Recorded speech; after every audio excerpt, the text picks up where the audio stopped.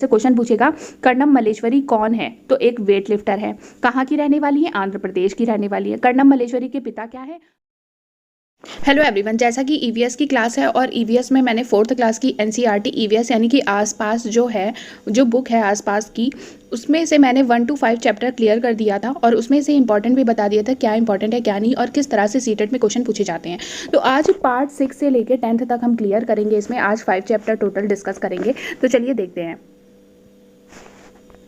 तो जो छठा चैप्टर है वो है ओमाना का सफ़र। ठीक है, तो इसमें सफ़र की बात करी गई है, वो ट्रेन यात्रा कर रही है, उसके बारे में डिस्कशन चल रहा है यहाँ पर। ठीक है, तो ट्रेन टिकट से रिलेटेड एक क्वेश्चन पूछा जाता है कि जो ट्रेन की टिकट होती है उसमें क्या क्या चीज़ें होती हैं।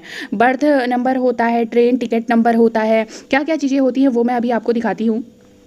आप एक ट्रेन टिकट देख पा रहे होगे। इस तरह से एक क्वेश्चन पूछा गया था कि जो ट्रेन की टिकट होती है उसमें क्या क्या चीज़ें मेंशन होती हैं। तो सबसे पहले देखिए, जो टिकट नंबर है वो मेंशन है। ठीक है, डेट ऑफ जर्नी मेंशन होती है कि किस डेट को आपको ट्रैवल करना है। ठीक है, कितने रुपए की टिकट है वो मेंशन होती है, किलोमीटर कितना है वो मेंशन होता है, किस डेट को बुक की गई है ये मेंशन होती है, कितने बजे बुक करी गई है ये मेंशन होता है। ठीक है, लेकिन किसी का भी नाम मेंशन नहीं होता है कि किसकी जिसकी टिकट है उसका क्या नाम है, ये मेंशन नहीं होता है ट्रेन टिकट में। ठीक है, कई बार ऐसा सीटेट में क्वेश्चन पूछा जा चुका है कि एक ट्रेन टिकट में क्या क्या चीज़ें मेंशन होती हैं और इनमें से क्या चीज़ मेंशन नहीं होती है। ठीक है, तो आपको पता होना चाहिए कि जो एक ट्रेन की टिकट होती है उसमें क्या क्या चीज़ें मेंशन होती हैं। ठीक है, आगे बढ़ते हैं। इसके साथ ही यहाँ पर ये इंपॉर्टेंट है, गांधीधाम अहमदाबाद और वलसाड़ कहाँ है? गुजरात में है। ठीक है, कोझिकोड कहाँ है? केरल में है।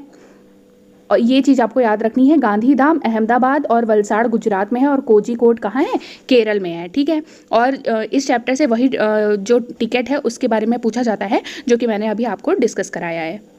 तो ये जो 6 चैप्टर था उसी का पार्ट है खिड़की से। ठीक है, इसमें किस तरह से देखिए जो जो इंपॉर्टेंट है वो मैं बता देती हूँ। मडगांव प्लेटफॉर्म पर लगे बोर्ड पर लिखा था मडगांव और वो मडगांव पहुंच गई थी। मडगांव कहाँ पर है? मडगांव गोवा में है। इंपॉर्टेंट है। ठीक है, गोवा राज्य में मडगांव पड़ता है। आगे देखते हैं।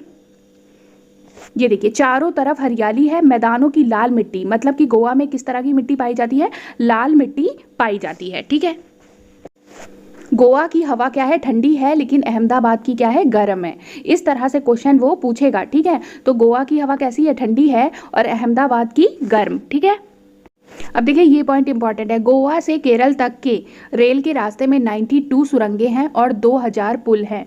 ठीक है, कितने पुल हैं? 2000 पुल हैं व 92 सुरंगें हैं। इस तरह से क्वेश्चन पूछा गया था। गोवा से केरल तक के रास्ते में 92 सुरंगें व 2000 पुल हैं। ठीक है, अब देखिए यहाँ पर इंपॉर्टेंट है, बहुत सारे नारियल के पेड़ हैं गोवा में और यहाँ चावल की खेती होती है। ठीक है, चावल की खेती होती है गोवा में और नारियल के पेड़ हैं। ज़्यादातर यहाँ पे लोग कैसे कपड़े पहनते हैं? ज़्यादातर लोग सफ़ेद या क्रीम रंग की सूती धोती और साड़ियाँ पहनते हैं। ठीक है, ये देखिए इंपॉर्टेंट पॉइंट क्या है, मलयालम में वलियम्मा, वलियम्मा किसे कहते हैं? माँ की बड़ी बहन को मलयालम में वलियम्मा मतलब होता है माँ की बड़ी बहन। एक बार पूछा भी गया था। और अमुमा मीन्स होता है अपनी माँ की माँ को, यानी कि नानी क्या कहलाती हैं? अमुमा कहलाती हैं। जब मैंने सीटेट का एग्जाम दिया था तो मेरे एग्जाम में पूछा गया था कि अमुमा किसे कहते हैं, तो अपनी माँ की माँ को यानी कि नानी को, और वलियम्मा किसे कहते हैं? माँ की बड़ी बहन को कहते हैं। ठीक है, ये इंपॉर्टेंट पॉइंट है।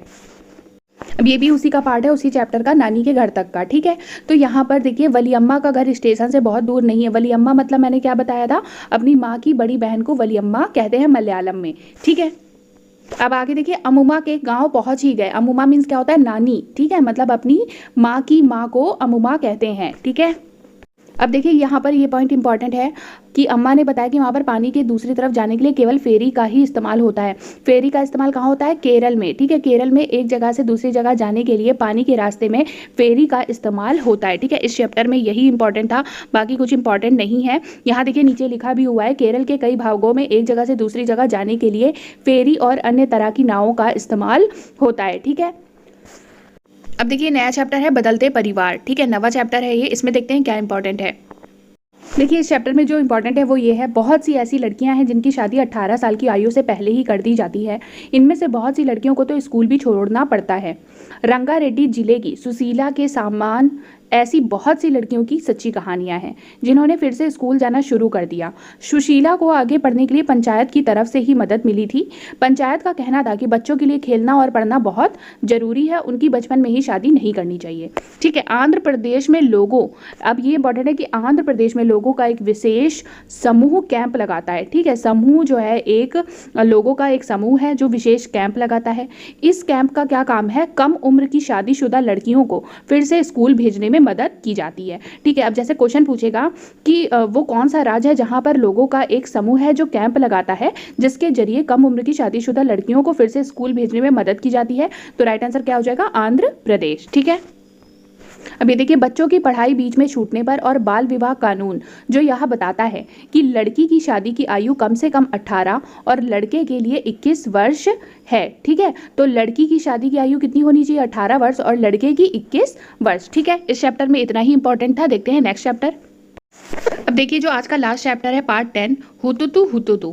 अब इसमें क्या इंपॉर्टेंट है, कभी कभी ना जैसे क्वेश्चन पूछेगा हुतुतु हुतुतु, छूली छूली, है ना, इस तरह के वर्ड किस गेम में बोले जाते हैं, किस खेल में बोले जाते हैं, इस तरह के वर्ड ऐसे क्वेश्चन पूछेगा। ठीक है, जैसे कि ये वर्ड लिख दिया। ठीक है, अब बोलेगा कि ये ऐसे वर्ड किस खेल में प्रयोग किए जाते हैं, तो आपको पता होना चाहिए कि ऐसे वर्ड कबड्डी में प्रयोग किए जाते हैं। ठीक है, आगे देखते हैं इस चैप्टर में क्या इंपॉर्टेंट है।